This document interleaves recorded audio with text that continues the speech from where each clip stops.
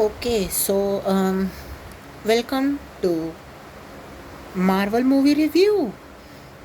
Yes, जो मैं सुबह से अपने इस व्लॉग में बोले जा रहा था, तो लेट्स डू इट फाइनली, क्योंकि बहुत सारी चीज़ें हैं जो I feel like I should share, plus content, क्योंकि मेरे को मार्वल पसंद है. And the thing is that Thunderbolts, अगर आप उस मेरे व्लॉग में देखोगे, मैंने बोला था it's an 8/10 movie two watch, but that's only for the movie, not for the actual thing, क्योंकि एक्चुअल थिंग जो है it is completely different. Thunderbolts जो मूवी है, जिस चीज़ पे वो बेस्ड है through comics and all, it's totally different. मेरे पास बुक्स है पूरी रेफरेंस के लिए, मैंने सारी चीज़ें पढ़ी हैं, तभी मैं ज्ञान पेलने आया हूँ यहाँ पे. एंड ऑनेस्टली जो भी उस मूवी में दिखाया है, for MCU it's kind of working, but still seriously, like, why would you change so drastically everything?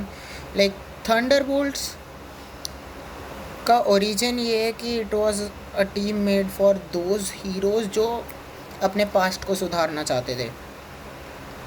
Well, in this movie also it is kind of same, but Thunderbolts नाम कहाँ से आया? From a soccer team. Yes, from an old soccer team जो real life में exist नहीं करती, वो सिर्फ उस फिक्शनल यूनिवर्स में एग्जिस्ट करती है. एंड वहाँ से वो नाम उनने बस ऐसे ही मज़े मज़े में बात करते करते ले लिया. So they started to call themselves Thunderbolts.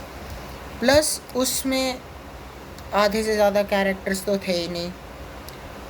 I don't know why Winter Soldier के अलावा हमें थैडियस रॉस नहीं दिखाया गया, जो कि दिखाना चाहिए था. सेंट्री को बहुत ही फुद्दू तरीके से उन्होंने मैनेज किया. I don't know why they did that, because Sentry के power levels are very high.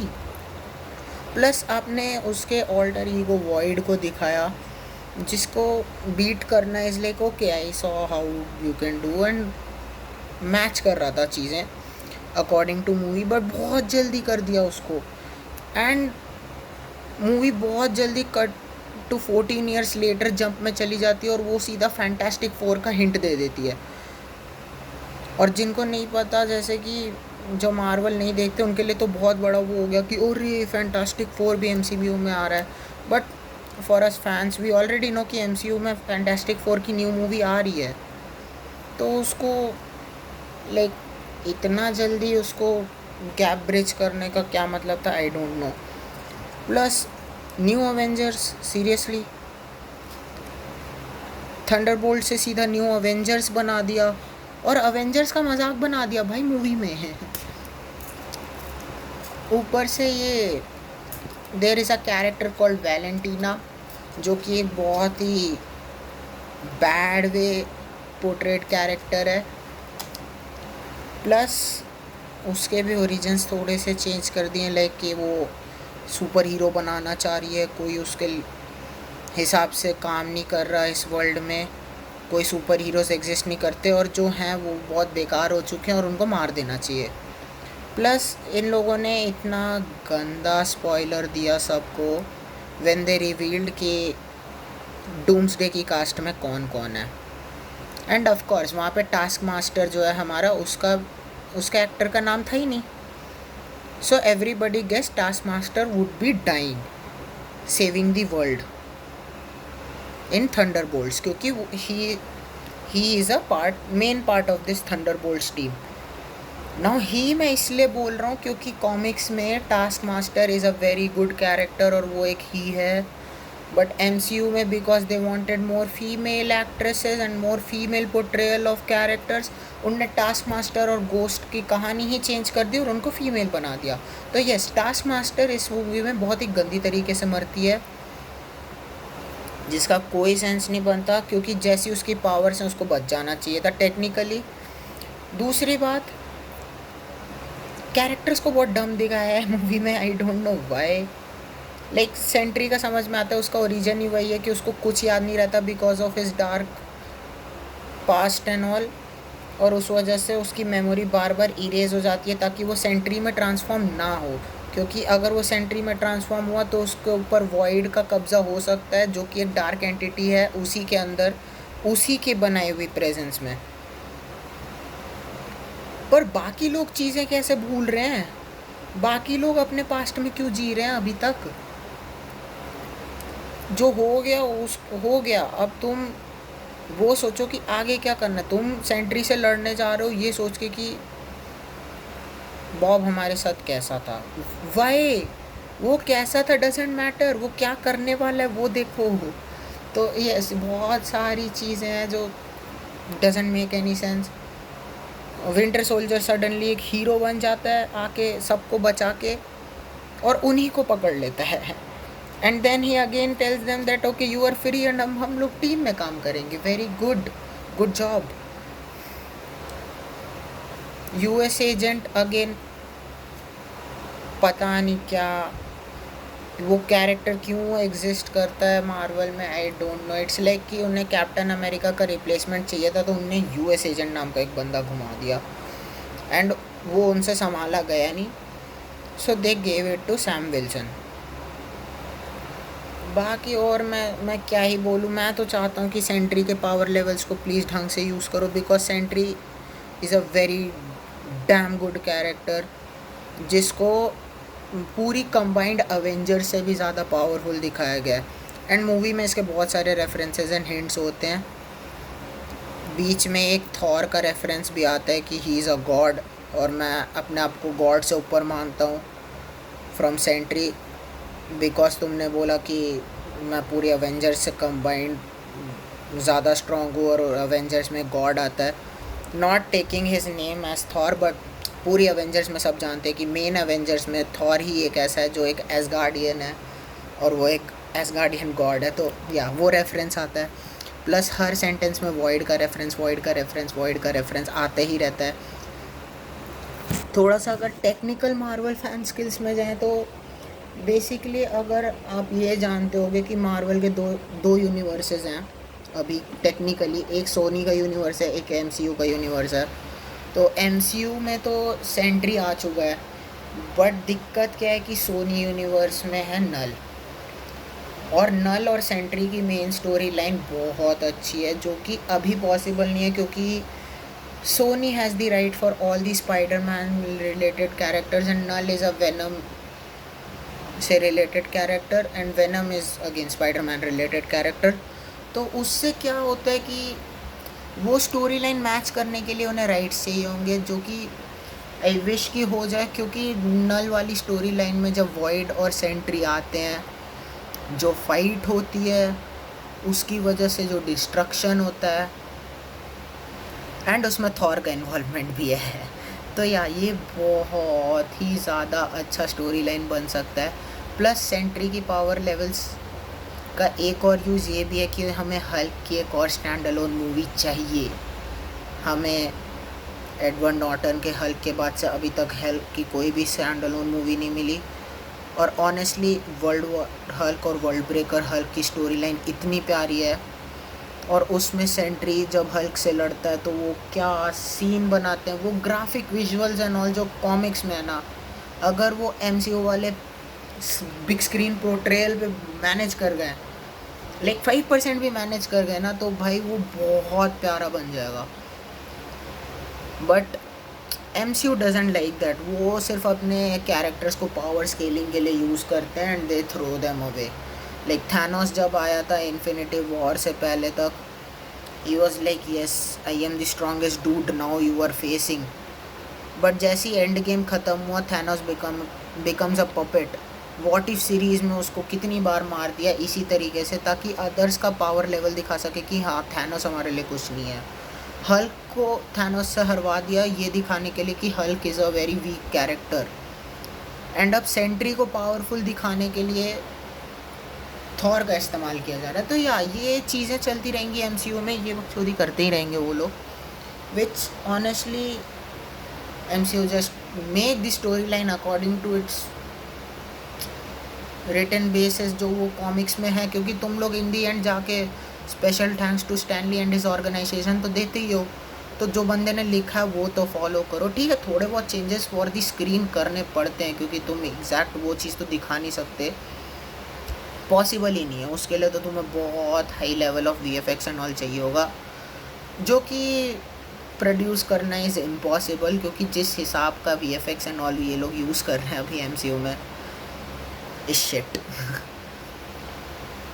और फैंटास्टिक फोर से मेरे को एक चीज़ और याद आई कि जो न्यू फैंटास्टिक फोर का कास्ट है and the movie which it जिस टाइमलाइन में वो सेट है and all, and the hint of Galactus coming, like या अगर तुमने OG फैंटास्टिक फोर देखा है जिसमें क्रिस एवंस कैप्टन अमेरिका की जगह ह्यूमन टॉर्च होता था कभी मार्वल के लिए, तो तुम समझ पाओगे कि तुम इस न्यू फैंटास्टिक फोर से उतना कनेक्ट नहीं करोगे, क्योंकि वो एक नॉस्टैल्जिक चीज़ है।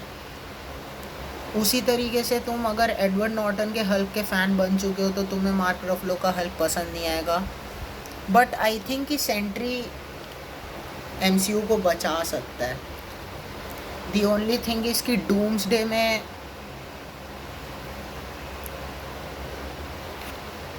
दे just pull it off. RDJ की acting might just save MCU once again, Sentry के fight scenes might just save the MCU again। Sony से राइट लेके नल से स्टोरी लाइन तुम चेंज कर दो पूरी, MCU बच जाएगा। तो या बाकी अगर हम चलें ओवरऑल मूवी में, तो रेड गार्डियन सडनली लाइक उसका character is like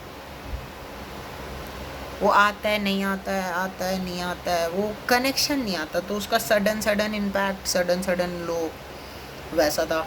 and black window Yelena बोलोवा जो एक्चुअल न्यू ब्लैक विडो है हमारी, बेसिकली नताशा रोमानॉफ जो हमारी स्कारलेट योहानसन प्ले करती थी, उसकी MCU में एक छोटी बहन है, तो मेन स्टोरी लाइन बेसिकली उसकी तरफ ही चली जाती है। This Thunderbolts movie was suppose to bring up the hype for Sentry, but वो उस चीज़ को पुल ऑफ नहीं कर पाया। वो बेसिकली ब्लैक विडो और उसकी डार्क पास्ट में ही घूमते ही रह गए। प्लस सेंट्री का एक और ये भी था कि जब वो बॉब के फॉर्म में होता है, मतलब अपने ह्यूमन फॉर्म में, और वो किसी को भी टच करता है या कोई उसको टच करता है, तो वो अपने पास्ट में जितने भी उसके साथ बुरे चीज़ें हुए होते हैं वो उसको देखने लगता है, लिटरली रिलिव करते हैं वो। बट इन अ वे कि आप वहाँ पे खड़े हुए और आपके सामने वो चीज़ हो रही है, और आप अगर उसको रोकने की कोशिश करोगे तो वो वापस से शुरू हो जाएगा। तो या ये सारी चीज़ें हैं उसमें। एंड ओवरऑल मतलब गोस्ट का कैरेक्टर भी नॉट दैट इम्पैक्टफुल, थोड़ा सा और इम्पैक्ट हो सकता था, लाइक जस्ट टू फील कि हाँ ghost is a part of it, उसको डाल दिया, मेरे को ऐसा फील हुआ। क्योंकि आधे टाइम वो बस गायब हो जा रही है, वापस आ रही है, गायब हो जा रही है, वापस आ रही है, which is her power, but use it more properly. I don't know why it didn't. और या बस यही था। US एजेंट अगेन बहुत ही वाला कैरेक्टर था, एंड वही चीज़ें थी। बाकी फ़न मोमेंट्स थे मूवी में बहुत सारे, कुछ तो बहुत ही क्रिंजी भी थे, जैसे ही वो बीच में एक सर्वाइवल टेक्निक यूज़ करते हैं वो लोग, जो बॉब का आइडिया होता है, और उसके चक्कर में वो लोग ऑलमोस्ट मरने को होते हैं, बट वो लोग बच जाते हैं। एंड टास्क मास्टर बहुत ही ज़्यादा मतलब लेम तरीके से मर जाती है, जो कि एक्चुअली बहुत फ़नी डेथ है। आई डोंट नो व्हाई। वैलेंटीना जब उसको लगता है कि अब वो सेंट्री को कंट्रोल नहीं कर पा रही, that scene is very good. हाँ बट एक चीज़ है कि MCU वाई सेंट्री के सूट में एक किल स्विच का बटन था लिटरली, जो कि डजेंट एग्जिस्ट, बट ठीक है किल स्विच का बटन दे दिया है, और उस बटन को दबाने से सेंट्री गेट्स डेड। तुम्हारा गॉड लेवल का कैरेक्टर एक छोटे से इलेक्ट्रिक इम्पल्स से मर गया और उससे वॉइड बाहर आ जाता है। This is the level of creativity MCU has. तो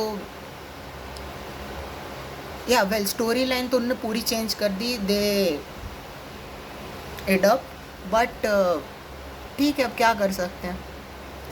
बाकी यही कहानी इसी के आसपास घूमती रहती है। उसमें एक और वो जज भी होता है, बहुत ही अनोइंग सा। उसका पूरे टाइम बस यही सीन होता है कि मेरे को ये दिखाना है कि वैलेंटीना को जेल में होना चाहिए, which he is not able to prove until the end of the video.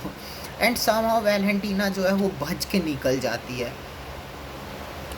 Honestly मैंने स्पॉइलर फ्री रिव्यू भी नहीं दिया, मैंने स्पॉयलर्स के साथ ही दे दिया पूरा कि मूवी एक्चुअल में कैसी है।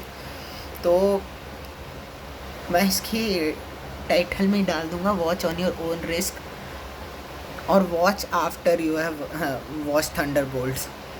क्योंकि अगर आपने ऐसे ये वीडियो देख ली, आपको पता चल जाएगा स्टोरी में है क्या। ऑनेस्टली लाइक मूवी वाइज 8.10 मैंने इसीलिए दिया था, अगेन मैं बोल रहा हूँ, क्योंकि टाइम पास तो नहीं है, आप जा रहे हो, आपको मज़ा तो आएगा, देखो वो तो है, मतलब एंगेज कर लेती है मूवी आपको किसी तरीके से।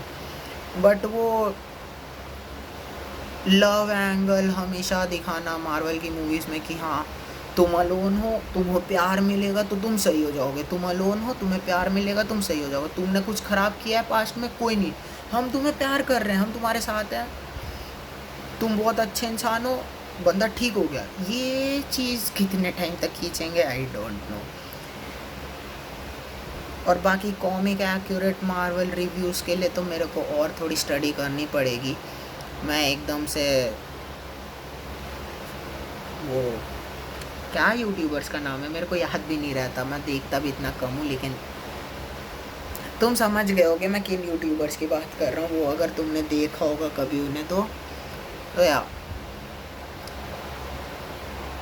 नाम भी तो नहीं याद आ रहे ना मेरे को ठीक है, मतलब वही तो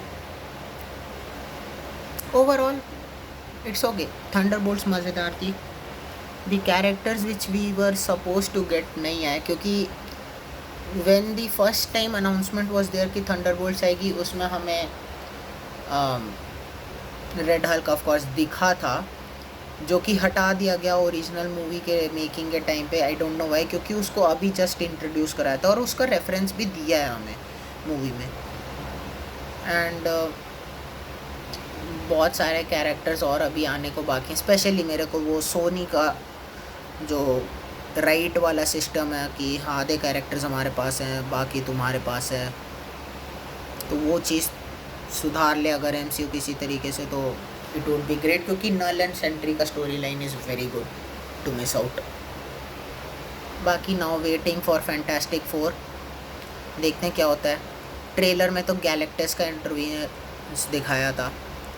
ऑनेस्टली अगर ये लोग वापस से उसी रूट पे गए कि सिल्वर सर्फर आ रहा है, which is there, and again Silver Surfer is a main dude, मैं पहले बता रहा हूँ, विच फैंटास्टिक 4 ने चेंज कर दिया, उसमें उनने एक फ़ीमेल को कास्ट किया है।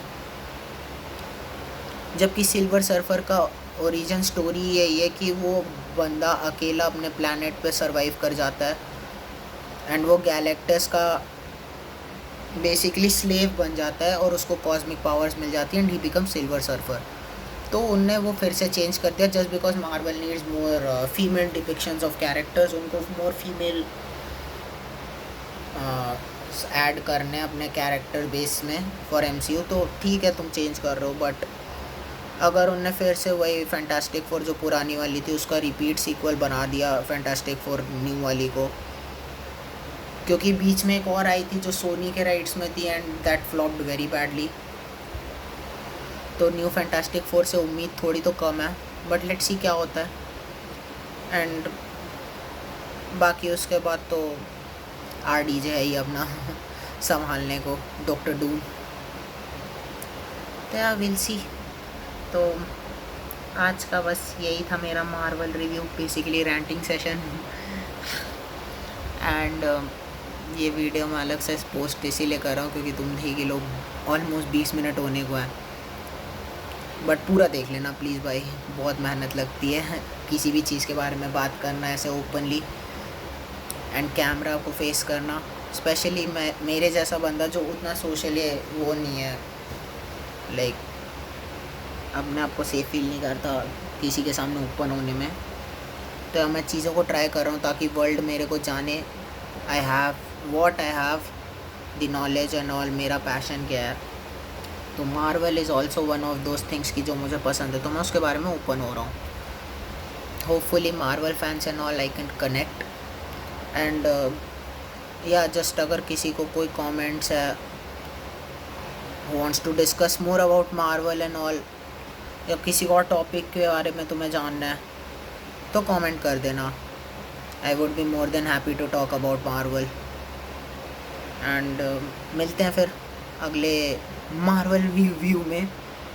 मैं देते रहूँगा बीच बीच में, कोई भी अपडेट्स आएगी तो मैं उसके बारे में हिंट्स एंड ऑल दूंगा कि कॉमिक्स एंड MCU में क्या डिफरेंस हो रहा है उसके बारे में। तो या फिर मिलते हैं एक और मार्वल रिव्यू के साथ। तब तक के लिए पीस आउट, बाय एंड मज़े मारो।